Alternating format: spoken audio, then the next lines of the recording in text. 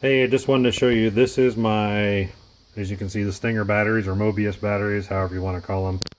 But if you look, I have used, oh come on, focus. Get some light in here. I have used a CPU connector. Sorry, give me a second.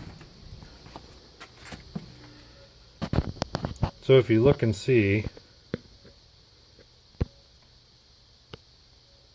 I'm using a CPU connector.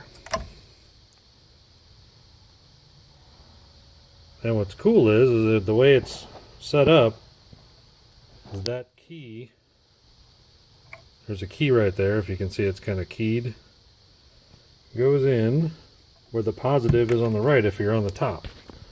So I have it seriesed from one battery to the next battery to the next battery to the next battery, and it goes into my switch or my fuse box there. Kind of a little setup. I'm testing it. That's 2 Tesla batteries that were modified. They're 48 volt setups. I'm just waiting for the BMS to show up. But I just want to show you that's a lot easier. Now mind you, these I've taken apart and I've added some of my own 12 volt connectors on them, or 12 volt BMSs,